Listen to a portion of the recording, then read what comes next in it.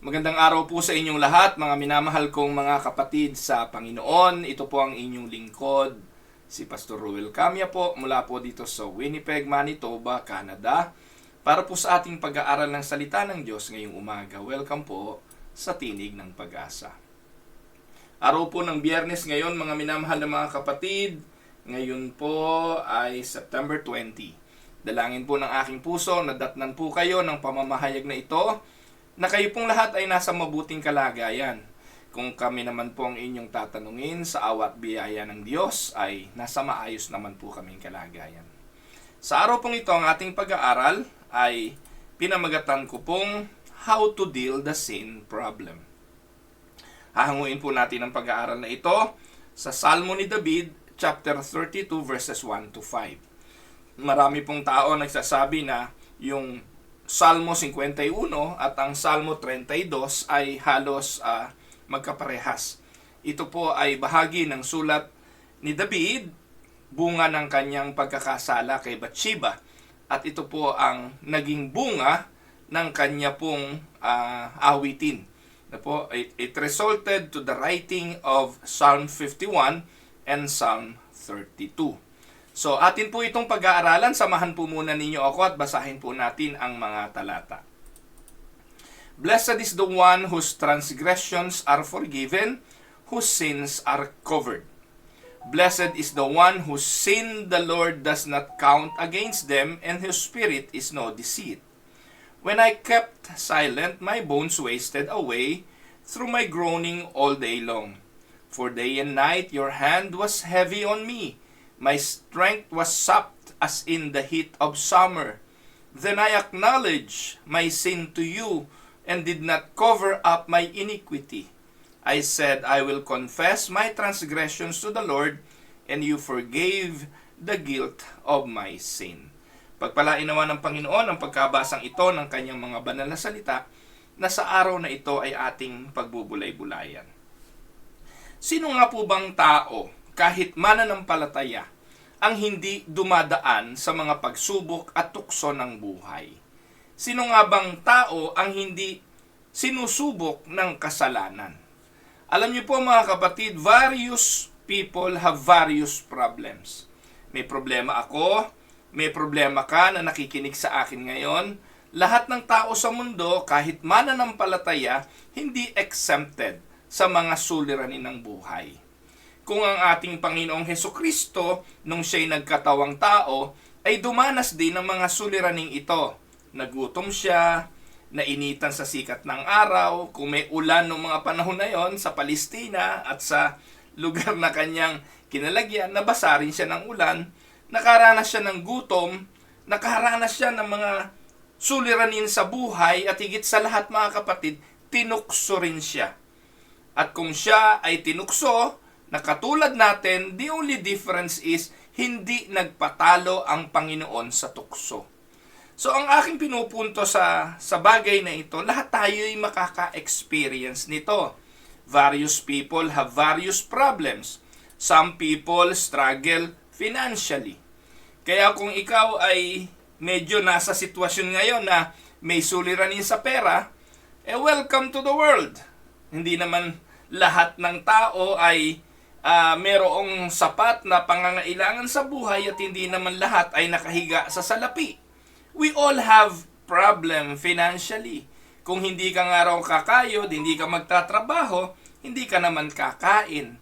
You will always have a problem with finances. Ang sabi ng Panginoon, talagang mula sa ating pawis magmumula ang ating kakainin.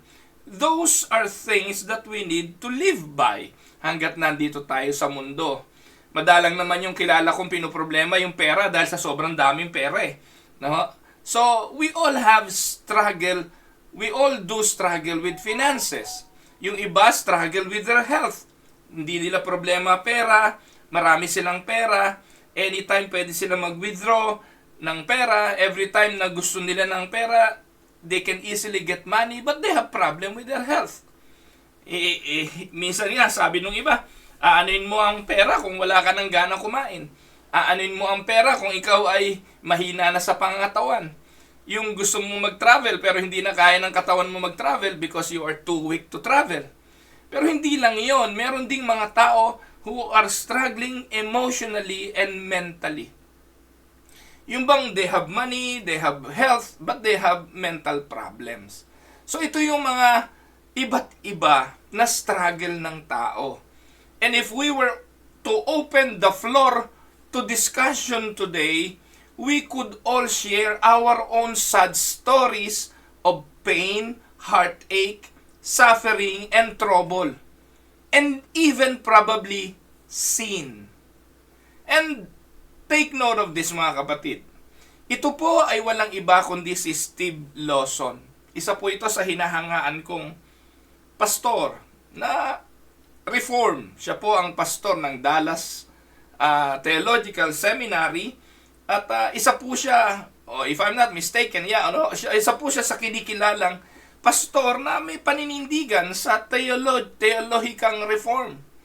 Mahusay po siya, ilang pagkakataon na po na akin po siyang nakasalamuha at nakadaupang palad sa isang convention na dinalhan ko sa Atlanta, Georgia. Isa po siya sa tagapagsalita at bawat isa, alam niyo po, hindi ko nagawang makapagpa-picture sapagkat napakaraming mga tao ang talagang gustong makapicture man lang sa kanya. Babae, lalaki, matanda, bata, nagkakagulo sa pagpapapicture sapagkat isa nga po siya sa kilala na mahusay na tagapagsalita, sanay at bihasa sa mga katuruan ng banal na kasulatan. But recently, atin pong nakita ang isang masakit na katotohanan ng pakikipaglaban sa kasalanan. Si Pastor Steve Lawson ay tinanggal from the pulpit after an allegations of having an inappropriate relationship with a woman. Hindi na po inelaborate kung sino yung babae, kung ano yung kanyang sexual encounter na ito, kung ano ba itong inappropriate relationship na ito. Pero the fact na siya tinanggal, wala pong pastor na tatanggalin sa kanyang posisyon kung hindi po ito mabigat na akusasyon. At alam din po natin sa aklat ni Pablo kay Timoteo sa 1 Corinthians sa chapter 5, binabanggit doon na ang akusasyon sa pastor ay hindi lang basta merong nagsumbong. Ito po ay kailangan with 2 witnesses. Kaya hindi po basta-basta, lalo kung ang isang Reformed Church ay hindi agad naniniwala sa mga sabi-sabi at kwento at paninira ng mga marites.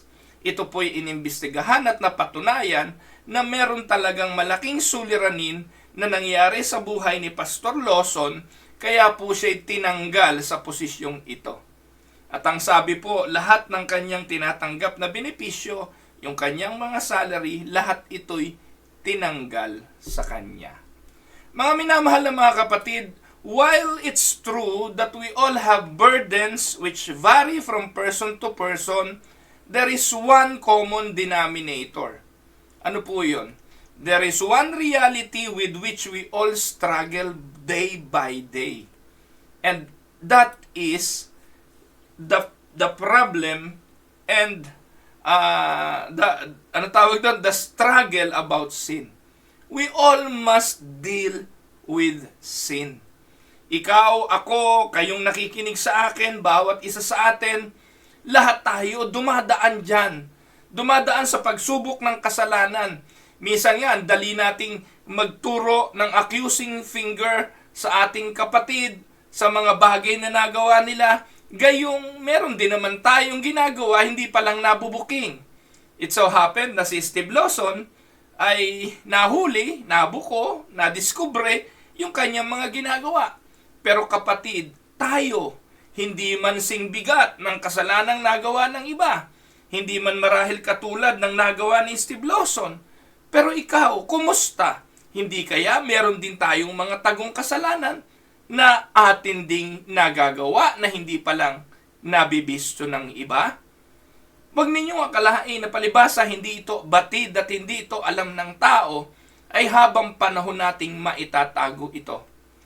If we were perfectly honest, we would all have to admit to some besetting sin. Whether we like to think about it or not, whether we own up to is not the issue.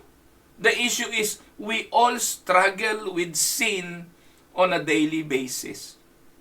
Now, when we as believers sin, we will have to deal with it.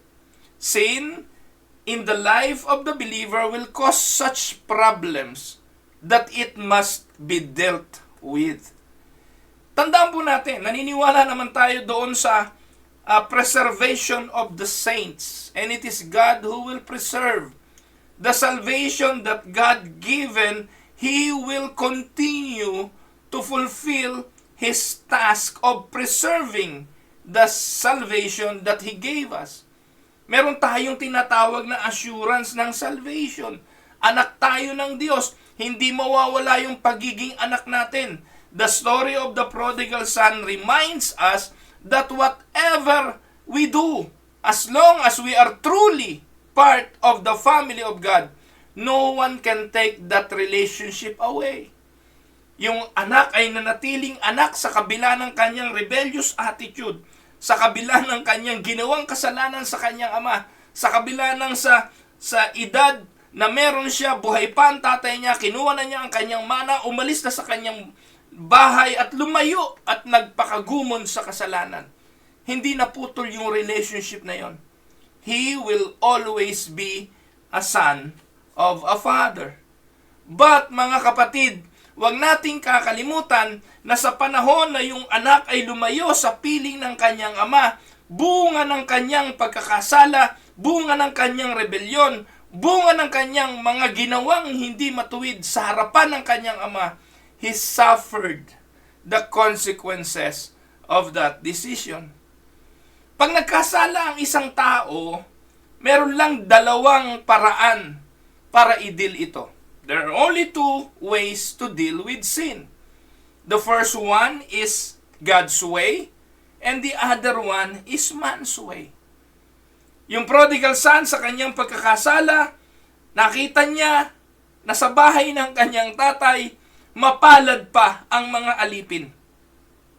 So he decided in his heart, babalik ako sa bahay ng aking tatay, hindi na bilang anak. So siya na po in his heart, gusto na niyang putulin yung kanyang relationship sa kanyang ama na nun pa man ay pinutol na niya. Gusto na niyang ipalagay ang kanyang sarili na siya'y outcast, na siya hindi nakarapat-dapat. Sabi nga niya, babalik siya hindi na bilang anak, kundi bilang alipin na lamang. And that is the way to deal with sin problem. Give it to God, offer it to God, deal it with God's way. Ano yung man's way of dealing with this? Siguro, in man's way of dealing with sin, yung prodigal son ay pwedeng isipin na, hahanap ako ng abogado. Hahanap ako ng magtatanggol sa akin. Sa kabila nung ginawa ko, anak pa rin naman ako. May karapatan pa rin naman ako. Ipagpipilitan kong anak ako. Pwede niyang pairalin yung pride which is man's way. Which is the way of the flesh. Pwede niya ipaglaban. At pwede niya sabihin, ba't yung mga alipin mo kumakain samantalang ako, wala, gutom. Eto ako. Pwede niyang kalimutan yung kanyang kasalanan. At pwede niya sabihin, hindi, nagkamali lang ako, pero ikaw, dapat tanggapin mo pa rin akong ama. That is man's way of dealing with this. Pero hindi ganun ang kanyang ginawa. In fact, ang kanyang sinabi, hindi na ako karapat-dapat na maging anak. Ituring mo na lang ako na isang alipin. Pero iba ang puso ng ama. Iba ang God's way of dealing with sin. That man was restored. Binigyan siya ng singsing, binigyan ng balabal, binigyan ng panyapak, and he was restored to his very place. That is God's way of dealing with sin. Ang Diyos, dahil sa kanyang pag-ibig, mananatili tayong anak. Mga kapatid, sa umagang ito, I would like to consider what happened to David. There are only two ways to deal with sin. Tandaan natin, man's way and God's way. If we deal sin with man's way, we will try to hide it and secret that sin away so that we can relish it, enjoy it some more. The fact that human being or even Christian pagkatapos na magkasala, itatago ang kasalanan, hindi dahil natatakot lang siyang ma-expose. No, that is out of the picture. The fact na ikaw'y nahulog doon, hindi ka takot sa consequences. The reason why you still kept going back to sin and keeping that sin in secret is because you want to relish it. You want to enjoy it some more. Or just so that we can pretend that it never happened. At i-enjoy mo nang i-enjoy ito to the point na hindi ka titigil hanggat hindi nabibisto ito. And that is what happened to David. In fact, si David pinagtakpan pa ito. In fact, si David nung nabuking na nabuntis si Bathsheba, ginawan pa niya ng cover up. Gusto niyang pinauwi niya yung asawa nito para ito ang sumiping sa kanyang asawa at palabasin na ito'y anak ni Uriah. So that's what sin does. Pero hindi po ito mubra. Hindi umuwi si Uriah, hindi nakasiping kay Bathsheba, kaya last resort ni David, ipapatay yung asawa. Sa ganun nga naman, pag biyuda na ito, pwede na niyang kunin ito bilang asawa. Nakita niyo po mga kapatid, ganun ang ginagawa at pinaglalaro ng isang taong nagkasala at nagkamali. That is the man's way of dealing with sin.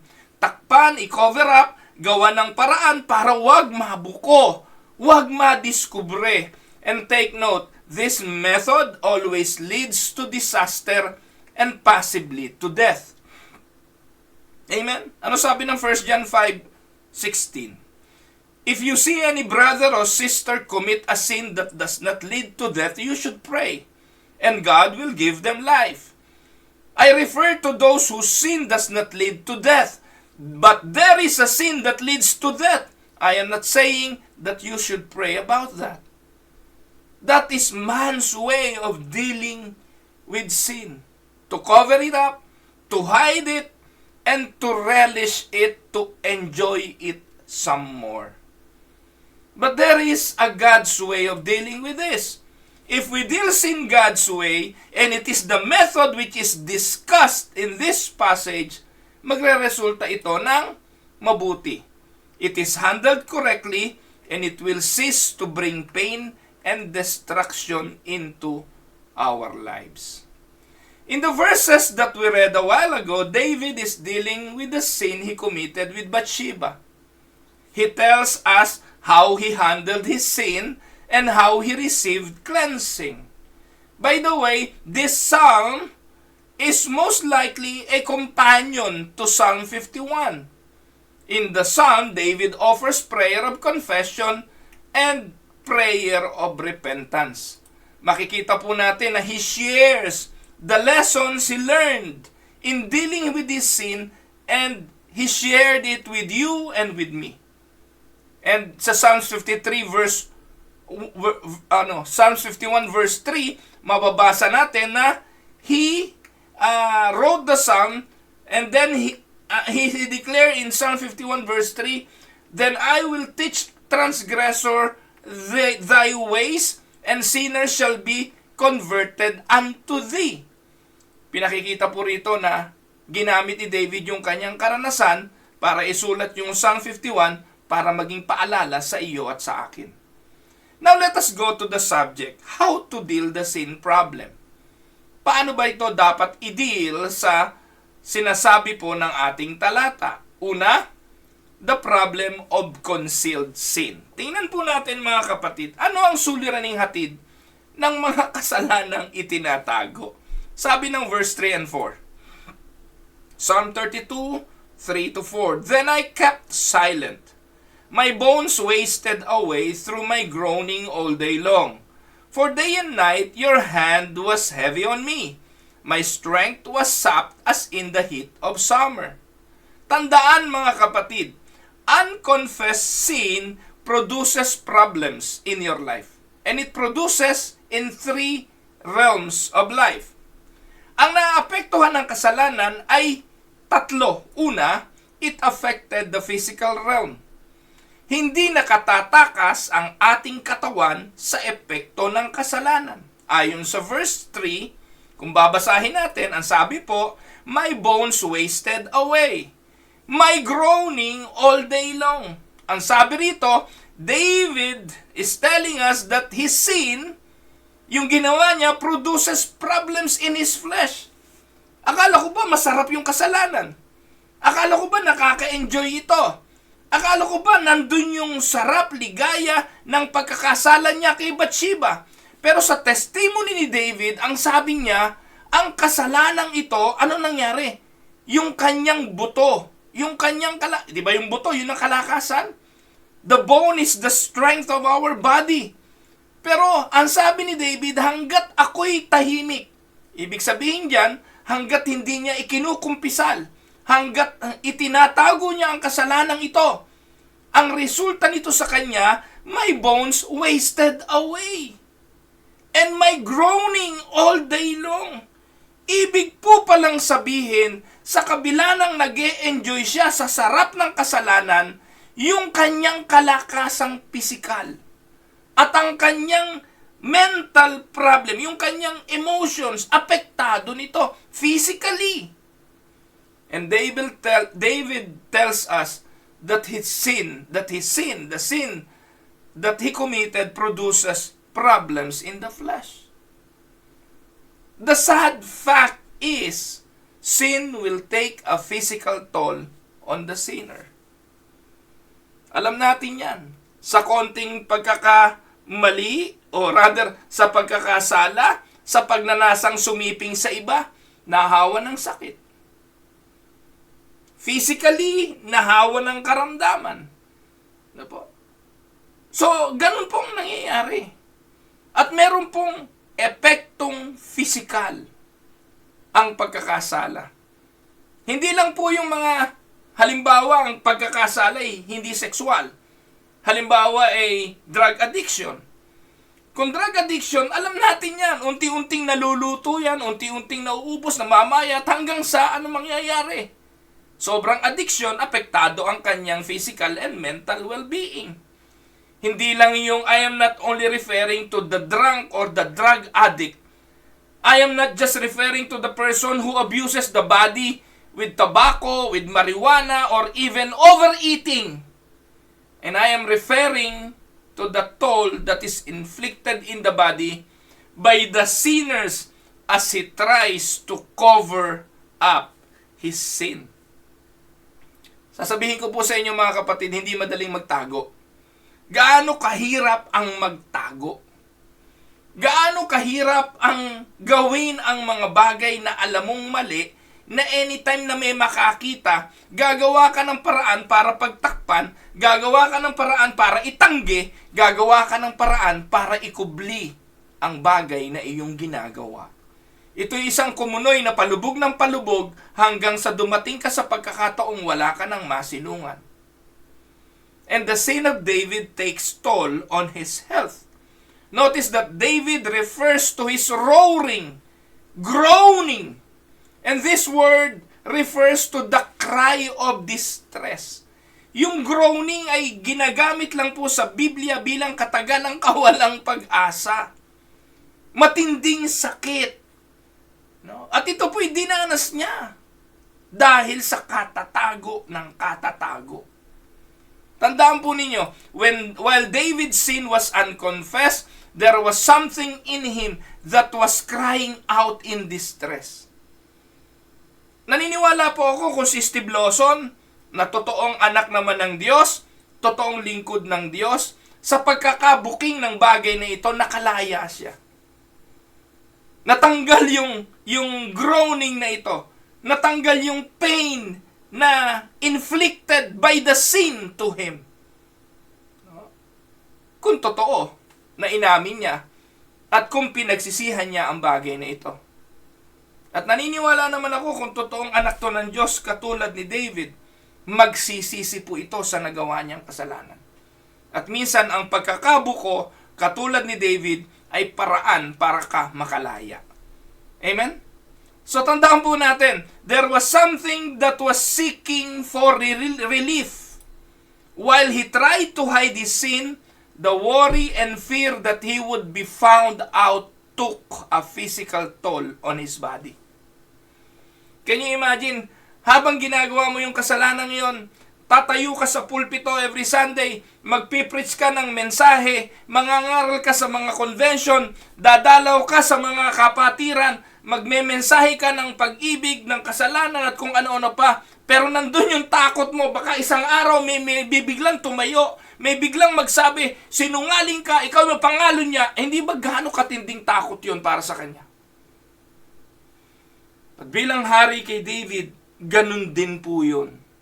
Nandun yung pangamba na isang araw may tatayo at magsasabing, ikaw, mahal na hari, ay mapangalo niya. At hindi po ito nagtagal, may isang Nathan na tumayo at nagsabing, you are the man. Ano po? At habang nangyayari yung mga bagay na yun na ikinukubli ito ni David sa pag-akalang walang nakakaalam, ang sabi, naranasan niya ang pain na nangyari sa kanyang katawan. Anong sabi? His bone. Ano po? Ang term na ginamit, yung kanyang buto ay naapektuhan ng mga bagay na ito. So, I am convinced that many people who spend a lot of money at the doctor, at the pharmacy, would do better to spend time at the altar confessing their sin before God. Minsan naniniwala ako na kahit na anong gawin natin, kahit anong konsulta gawin natin sa doktor, kahit anong gamot ang inumin natin, hindi gumaling-galing ang ating mga sakit. Dahil ang pinagmumula ng sakit na ito ay something spiritual. Na ang sagot lamang naman ay pagluhod at paghingi ng tawad at pag-amin sa ating mga kasalanan. Those are the things that no doctor and pharmacy can do. It is only the prayer of confession at pag-amin sa kasalanan ang magpapalaya sa atin dito. Amen? Tandaan po natin na apektuhan ang physical realm because of sin.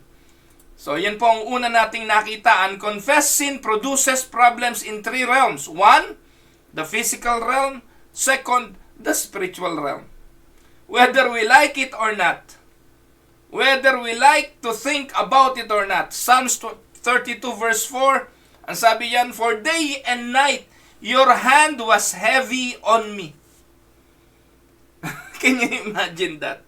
Habang nagtatampisaw ka sa kasalanan, yung kamay ng Diyos ay nakadagan kay David. At ang sabi ni David, yung kamay mo ay napakabigat sa akin. Imagine mo yung kamay ng pag-ibig ng Diyos habang ginagawa mo yung kanyang kalooban ay magiging kamay na mabigat bilang kamay na nagpaparusa habang ginagawa mo yung kasalanan. Sabi ni David, your hand was heavy upon me. So, whether we like to think about it or not, there is a heavy spiritual price to pay for sin in our lives. Si David mismo nagsabi, God's hand was heavy upon him. And this refers to chastisement. This refers to the punishment of God for doing sin.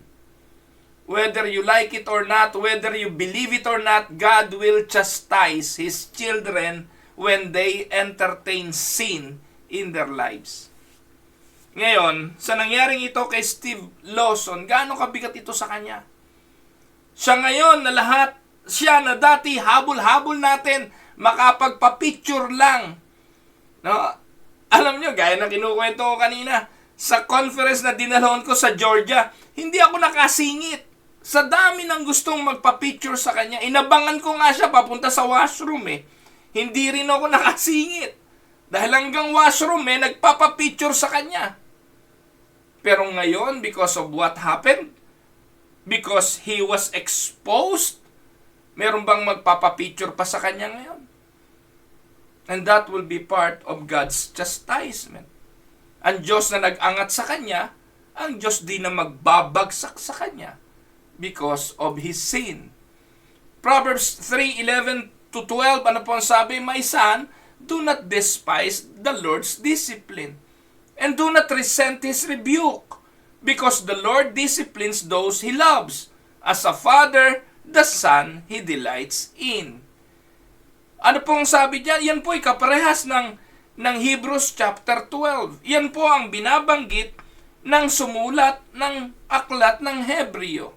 Binabanggit din po sa Revelations 3:19, "Those whom I love, I rebuke and discipline. So be earnest and repent." Ito po yung binabanggit sa Hebrews 12:7-11, "Endure hardship as discipline. God is treating you as His children. For what children are not disciplined by their father? If you are not disciplined, then everyone undergoes discipline. You are not legitimate, not true sons and daughters at all. Moreover, we have all had human fathers who disciplined us, and we respected them for it. How much more should we submit to the Father of spirits and live? They disciplined us for a little while as they thought best. But God disciplines us for our good, in order that we may share in His holiness. No discipline seems pleasant at the time, but painful. Later on, however, it produces a harvest of righteousness and peace for those who have been trained by it." Kaya pag anak ka ng Diyos, asahan mo yan. Merong spiritual discipline. Of course, there is also a practical aspect to this matter of the spiritual problem of sin in the believer's life. When there is unconfessed sin in the life of a believer, maging ang prayer natin ay nahahadlangan. Psalm 66 verse 18. Minsan yung panalangin natin, parang hindi nakakarating sa Diyos, hindi umaabot sa Diyos, nahahadlangan niya ng ating mga ginagawang kasalanan. The shout is gone, the power is absent, the appetite for the things of God is gone. Amen, mga kapatid. Tandaan po ninyo ito. There are only two classes of people who do not have an appetite. Meron dalawang uri lang ng tao na walang gana. Una, yung patay, at pangalawa, yung may sakit. So if your spiritual appetite is missing, you are either sick or dead. Tandaan po ninyo, yung mga patay sa espiritu, walang pandama, walang gana sa mga bagay tungkol sa Diyos. Walang gana tungkol sa mga bagay na espiritual. Why? You are spiritually dead. Kaya nga napakahalaga yung pagkilos ng Diyos sa biyaya niya, buhayin muna yung patay na espiritu upang magkaroon ng gana. Pero alam nyo, huwag niyong tanggalin yung katotohanan, maging ang may sakit, walang gana sa espiritual. Naranasan nyo na ba na wala kayong ganang kumain? Maliban na lang siguro kung nag-Ozempic ka.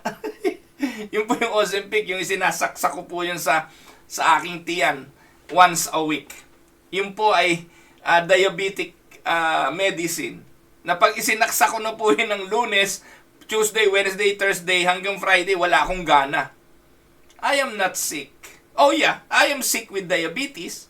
Pero pag walang Ozempic, wala kang tigil sa ganang kumain. Nagke-crave ka ng pagkain, nagke-crave ka ng sugar. Pero mga kapatid, yung sick spiritually, yung may spiritual sickness, wala ring gana yan sa mga bagay na tungkol sa spiritual. Di ba kayo nagtataka? Ang pagsimba, madalang na, unti-unting hindi na sumisimba, kasi every time na sisimba yan, mababanggit sa pulpito ang kasalanan, sa halip na umamin, ipagtatanggol yung kanyang kasalanan, hindi niya tagalan yung mensahe dahil nasasaktan siya, parang dinudurog ang puso niya, pero ang layunin naman talaga ng mensahe ay ikay umamin, ikay magsisi, ikay maibalik sa kalusugang espiritual. Pero the more na ikaw ay nasasabik, nasasarapan sa kasalanan, the more na ayaw mo itong iwanan, ang nangyayari, iiwanan mo ang mga bagay na espiritual at yayakap ka ng husto sa ginagawa mong kasalanan. Anumang kasalanan iyan. I am not only talking about immorality or sexual impurities or sexual immoralities. Unti-unti, mawawalan ka ng gana sa mga bagay na espiritual. Screenshot nyo yan, mga kapatid. There are only two classes of people who do not have an appetite. those who are dead and those who are sick. So if your spiritual appetite is missing, you either sick or dead.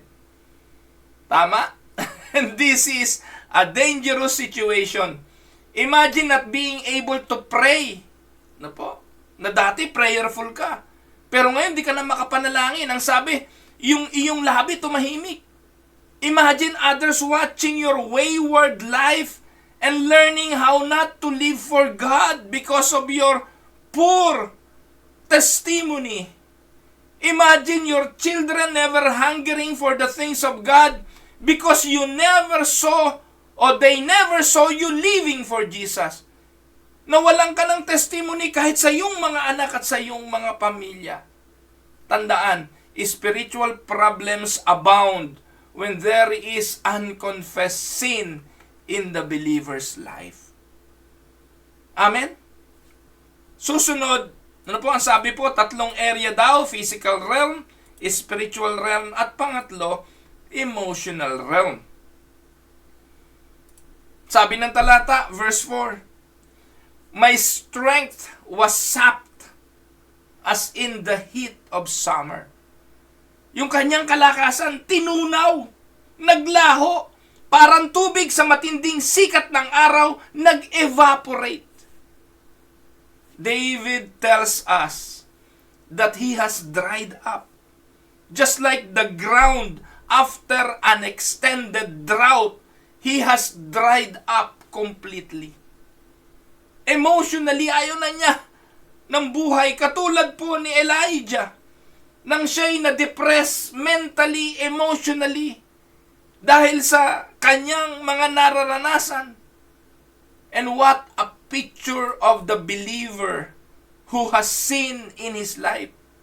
This is a picture of one who has lost his joy. And this brings to mind problems in the emotional realm of life. Now, I know as well as anyone that there are some people who have legitimate emotional problem. Hindi natin dinidisregard yon. Pero yung bagay na ito na ating binabanggit ay emotional problem, bunga ng kasalanan. Sabihin nyo sa akin, kung may nagawa kang isang bagay na alam mong bawal, tingnan ko kung patulugin ka nito.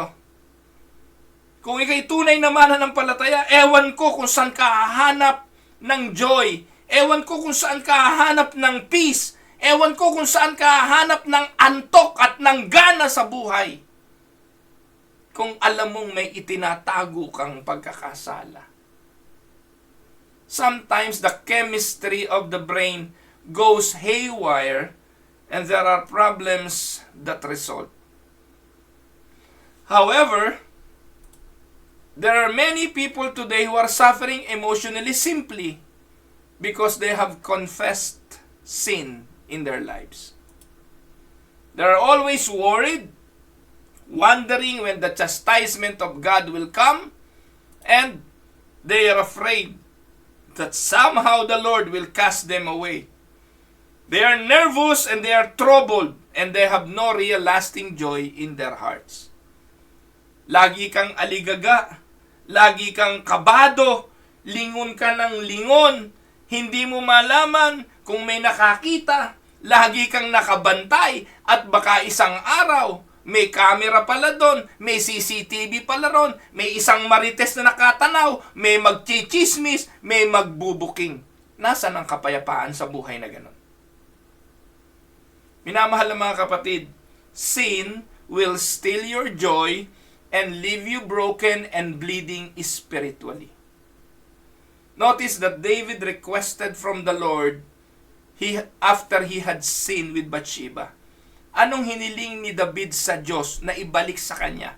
Psalms 51 verse 12. Restore unto me the joy of my salvation and renew the right spirit within me. Yan ang hiningi ni David. Hindi yung manatili siyang hari, hindi yung ma-restore yung kanyang kingdom, hindi yung manatili siyang nasa kapangyarihan, hindi yung makamit niya ang yaman, galing ng mundo, hindi. Ang hiniling ni David sa Diyos, yung ligaya ng kanyang kaligtasan. David had no joy. He was suffering emotionally because of his sin. And at this point in time, he needed help. It's a fact. Sin will cause you problems in all three areas of your life. Physically, spiritually, emotionally. Kapatid, nandyan ka ba sa sitwasyong yan? Nandun ka ba sa mga kalagayan na talagang you are suffering physical health, spiritual health, and emotional health? You are having problems physically, spiritually, and emotionally, and they can all be traced back. Saan? To some unconfessed, undealt with sin in your life. You really need to hear what David says next. Because if we will hear David and will do with our sins and will do with our sins as he did with us, then we will find joy replacing our brokenness. We will find peace replacing our worry, and we will find hope replacing our fear. And we will find our relationship with the Lord restored. Amen? So ang unang punto, tandaan natin, the problem of concealed sin. Mabibisto at mabibisto yan, kapatid. Pangalawa, the pattern for confronting sin. So the pattern for confronting sin in our lives revolves around the word confessed. Sabi ni David, verse 5 na tayo, "Then I acknowledged my sin to you and did not cover up my iniquity. I said, I will confess my transgressions to the Lord." I want you to look at the word confess. The way to get sin taken care of is to confess the sin. But this is seldom happen. Hinihintay na tao na mabuko, hinihintay ng tao na mahuli bago humihingi ng tawad. Samantalang ang dapat, umamin, humingi ng tawad, pagsisihan, wag nang gawin. Pero that seldom happen. What does David means by confess? What does it mean to confess? The word confess itself means to throw down or to cast down. In the New Testament, the word confess carries the idea of agreement. When we confess a sin, we are throwing it down before the Lord and saying the same things about that He has said. And this verse reveals how confession is to be practiced by the child of God.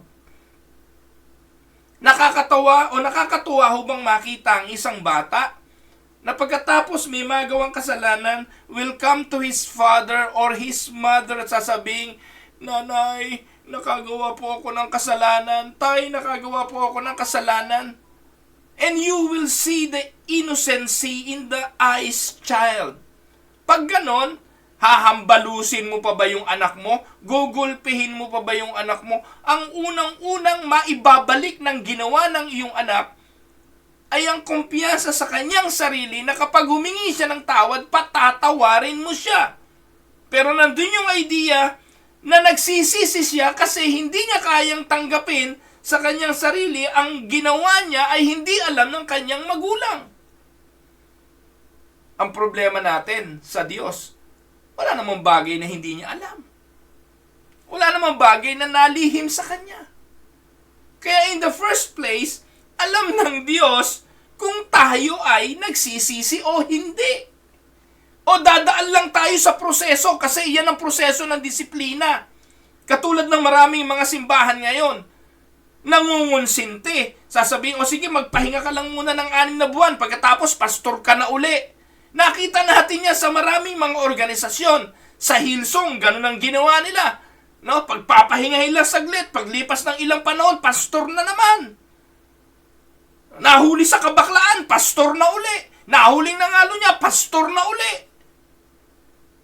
Ewan ko po kung ano mangyayari kay Steve Lawson, pero Steve Lawson knew very well na he is now disqualified for the ministry of the word. Kaya mga kapatid, hindi ko alam kung saan kumukuha ng lakas ng loob at tapang itong mga pastor na ito. Na sa kabila ng mga bagay na alam nila, this will disqualify them for the ministry. O baka naman talagang ayaw na nila ng ministeryo at hindi naman sila tinawag, kaya wala silang pakundangan sa paggawa kung mawawala man ang ministeryo o hindi. Mga minamahal na mga kapatid, in confessing his sin, David used 3 words to describe the mess he had gotten himself into. And these 3 words describe sin in all of its grossness and ugliness. 1, he acknowledged the existence of sins. Inamin niya na mayroong kasalanan. Yung iba, magtuturo pa. Kasi itong babaeng ito nagkasala sa pangangalo niya pero hindi siya ang may kasalanan. Si Kibuloy, ano sabi ni Kibuloy? Ang gandang lalaki ko kasi, ang daming naghahangad sa akin.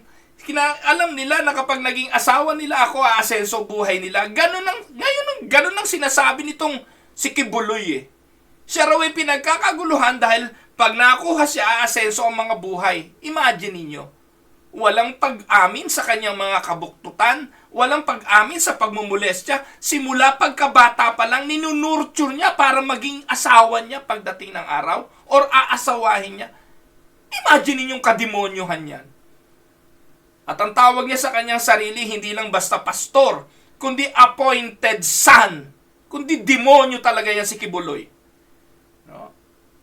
Sorry for the term, hindi ko po minumura si Kibuloy. Sinasabi ko lang kung sino siya talaga. Demonyo siya. Dahil yung nagsasabing siya ang anak ng Diyos, kapatid ni Kristo, ay false prophet and demon. Because he will duplicate everything just like what Jesus did. Walang pag-amin. But David here acknowledged the existence of sins. David says that he acknowledged that there was sin in his life. The word means to know and perceive and to make known to others. Si David, nung una, hindi naman niya inamin Pero nung sinabi na ni Nathan, "You are the man!" Nako, sabi ni David, oo nga, booking na ako pala. Umamin na siya. And this word teaches us that we must face up to the fact of our own sin. And then we must admit that sin before God. Minamahal na mga kapatid, this is the first step toward change and forgiveness. Unless we come to the place where we can admit the fact that we have sinned, we will never be made whole again. Even if you never come to the place where you can be honest about that sin, you need to know that God has already let everyone in on the fact that none of us are perfect. Amen? Ano sabi ng Diyos? 1 John 1:8. If we claim to be without sin, we deceive ourselves and the truth is not in us. Wala namang matuwid, wala kahit isa Lahat tayo nagkasala. Pero kung ikay Kristiyano, pinalaya ka na sa kasalanan, tapos ngayon, nagtatampisaw ka pa rin sa kasalanan, ay tandaan ho natin mga kapatid, hindi tayo magiging maligaya dyan. Sabi ng 1 John 1:10, if we claim we have not sinned, we make him out to be a liar and his word is not in us. Baka naman talagang wala ang katotohanan sa bawat isa sa atin. The first word used to describe his sin was the word sins. And this refers to man's deviation. The word means is to missing the mark. That is the definition of sin, missing the mark. It is an archery term that refers to an arrow missing the target. Who among us would not have to admit that we are guilty of missing the mark? We miss the mark of God's holiness. We all commit sins. We fall short of His glory. At kapag nangyari yon, we need to acknowledge the existence of sins in our lives. Kaya sa pagpapatawad ng Diyos, yun din naman ang una eh. Paghingi ng tawad sa ating nagawang kasalanan, and by doing so, kaya yung preaching ng gospel parati, it will start with repent of your sin. And by repenting our sin, we are giving our sin to the cross of Jesus, and in return, the righteousness of Christ was imputed to us. Amen? Pangalawa, makikita po natin, hindi lang niya inacknowledge ang sin, he confessed the extent of sins he did not cover. Hindi po niya tinakpan. Ito po ang sabi ng talata, whoever conceals their sin does not prosper, but the one who confesses and renounces them finds mercy. We need to get honest about the fact that sin has invaded every nook and cranny of our lives. Every part of our body, our soul and spirit, and our emotional health. It will prevent us from being the servant of God we ought to be. Mawawalan ng kapangyarihan ng ministeryo, mawawalan ka ng tapang, mawawalan ka ng backbone and integrity. Paano mo i-confront ang mga sin gayong ikaw mismo ay gumagawa nito? David simply did what always needs to be done with sin. He pulled back the covers and he reveals his sin. At anong nadiskubre? Sa pagtanggal niya ng takip ng kasalanan, lumitaw ang kabulukan. And David got honest about his sin, and that is what it takes to get it made right. Tandaan po ninyo mga kapatid, minsan, kaya tuwan-tuwa na pagpipiestahan ng mga marites at ng mga chismosa ang isang taong nagkasala. Gusto nila nakikita yung kabulukan nito. Sino ika yung babae? Naku, yan pala yung babae. Kaya pala napansin ko na yan nakita ko na yan, naamoy ko na yan dati. Something like that. Gustong-gusto nating pinagpipiestahan ang epekto ng kasalanan ng iba.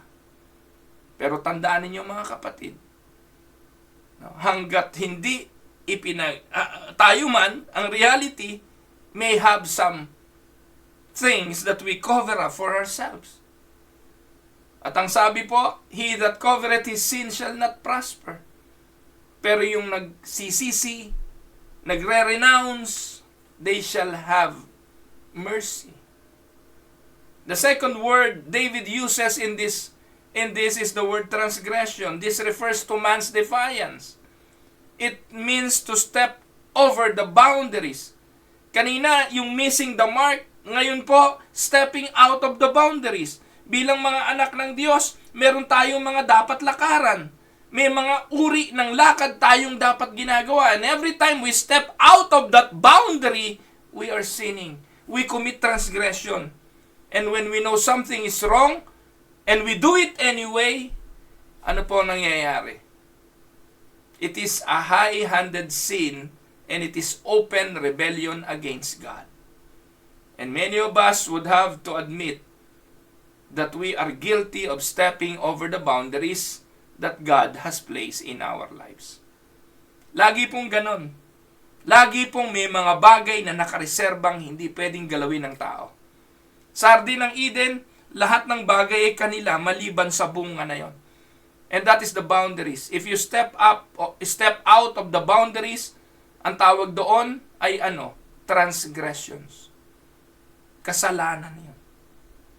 Laging may itinitira ang Diyos na hindi mo pwedeng galawin. Hindi mo pwedeng lakaran.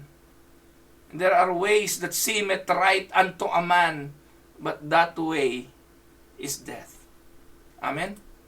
Isaiah 53:6, we all like sheep have gone away. Each of us has turned to our own way, and the Lord has laid on him the iniquity of us all.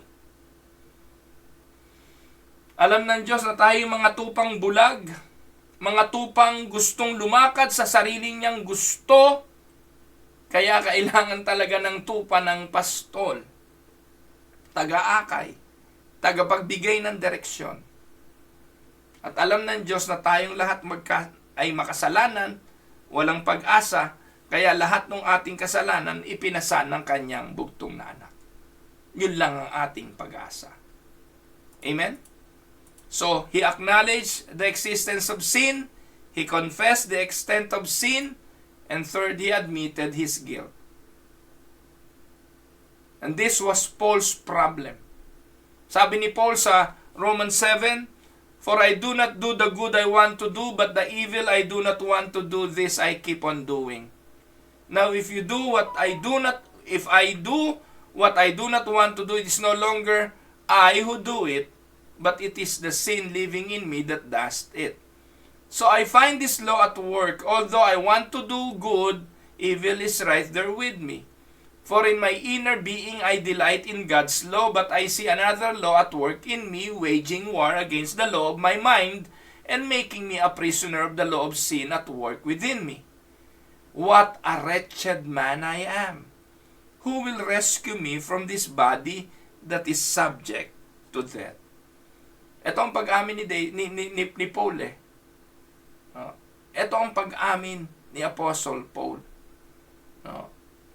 There is something in me that I prone to evil, that is prone to evil, and often I am guilty of giving in to those desires. Inamin niya yon. Minsan, ay yabang-yabang natin eh. Hindi, kaya ko yan. Hindi ako mahuhulog dyan. Mapagtatagumpayan ko yan. Kaya lagi sinasabi ng Biblia, kayong mga nag-aakalang nakatayo, magsuri kayo, baka kayo mabuwal. Sa ating mga sarili, mahina, wala tayong kakayahan dyan. Talagang lahat to biyaya lang ng Diyos. Kung makakakuha ng pagkakataon, magkakasala tayo. Kung darating sa tukso, pwede tayong mahulog. Hindi tayo ang Panginoong Hesus na napagtagumpayan ang mga tuksong ito na inialok ng kaaway.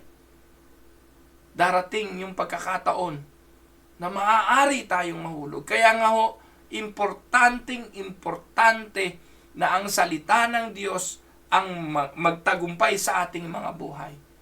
Because it is only through the Word and the power of the Holy Spirit that we can overcome the attack of sin in our lives.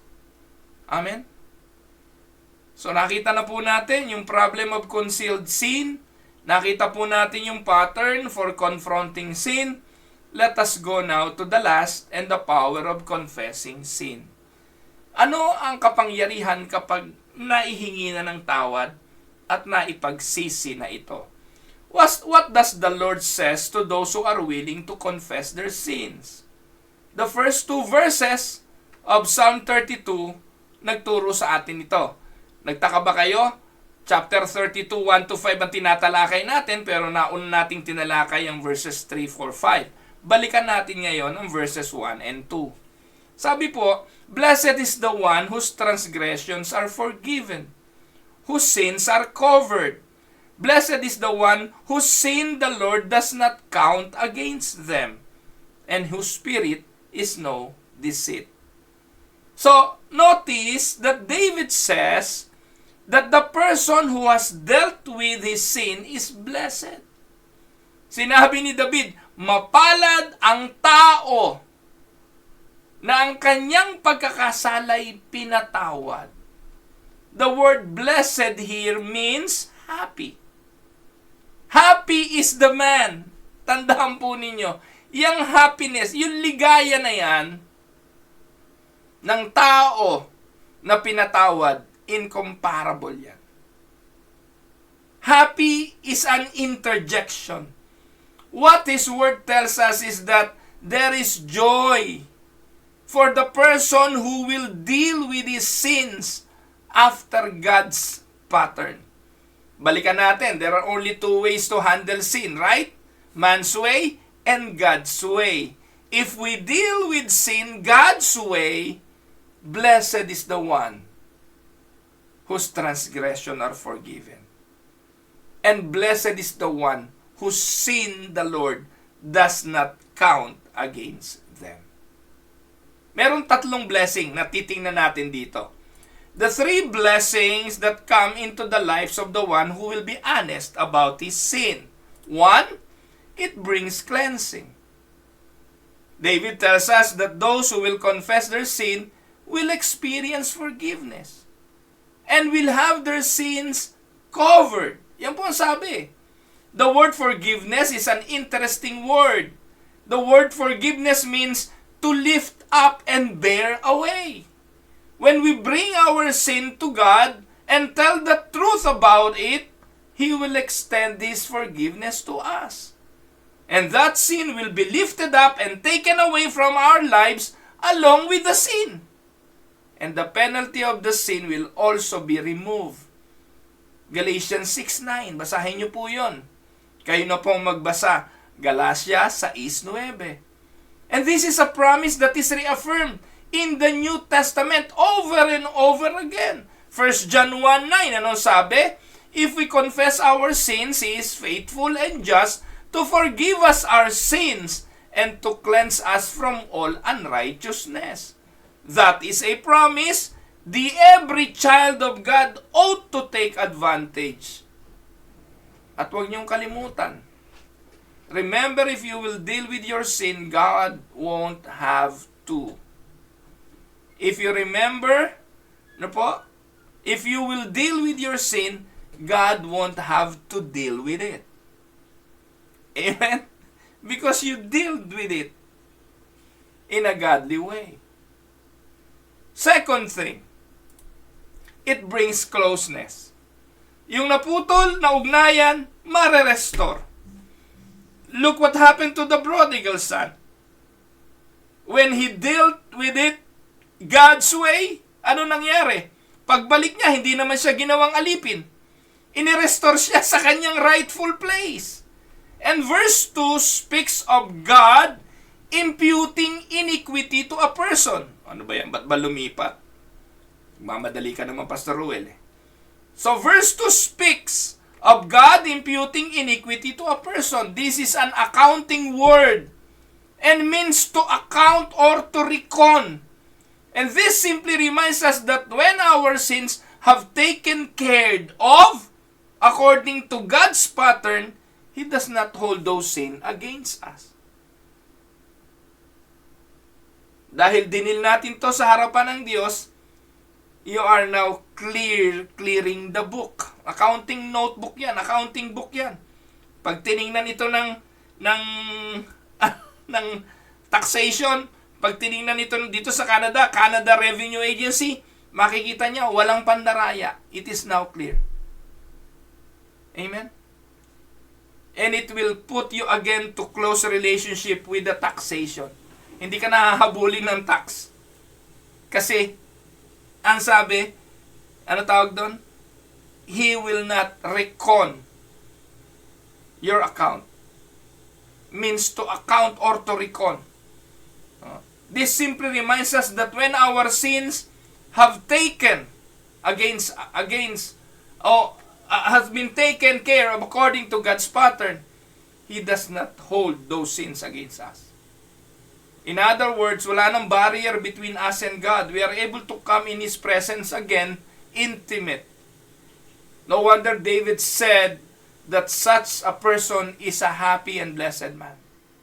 Amen? At yun ang mangyayari kapag ikinumpisan natin at pinagsisihan ang ating kasalanan.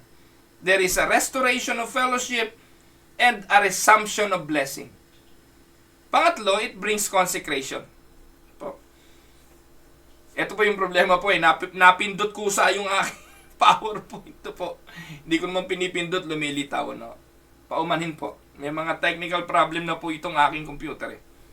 So it brings consecration. Notice that David says, the forgiven person has no guile in his spirit. No. That is, there is no more treachery. There are no more attempt to pull anything over on God. The sinner is honest, and as a result, his whole life grows cleaner and more holy before God. Amen?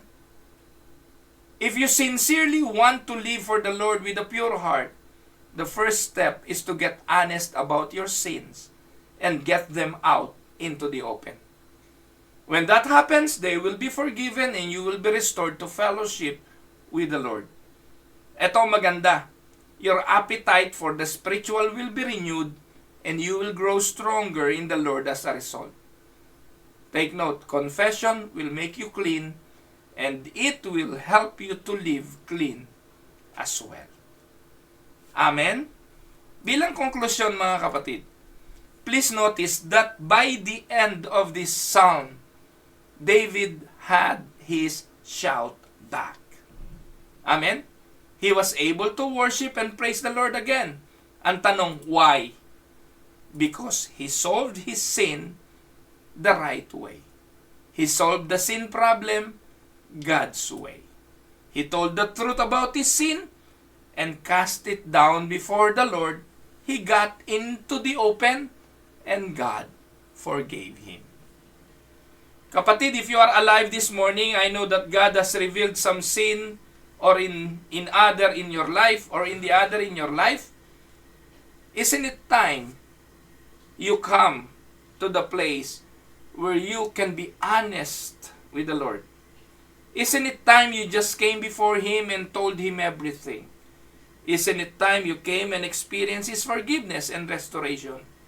Isn't it time you got back to the place where the Lord, His church, His word, and His worship meant something to you? Isn't it time to get the sin problem in your life taken care of God's way? Amen? Tandaan po natin mga kapatid, nangyari ito kay Steve Lawson, nangyari ito kay David, pwedeng nangyayari ito sa iyo. Pero hindi ito katapusan. Pwede rin naman maging daan ito sa pagre-restore ng iyong ligaya, ng kapayapaan, ng emotional, physical, and spiritual healing na pwede namang gawin ng Diyos sa iyong buhay at sa akin. Pagpalain po tayo ng Panginoon. Ito po ang inyong lingkod, si Pastor Ruel Camia po, mula po dito sa Winnipeg, Manitoba, Canada, para po sa ating pag-aaral ng salita ng Diyos ngayong umaga. Dito po sa Tinig ng Pag-asa. God bless mga kapatid.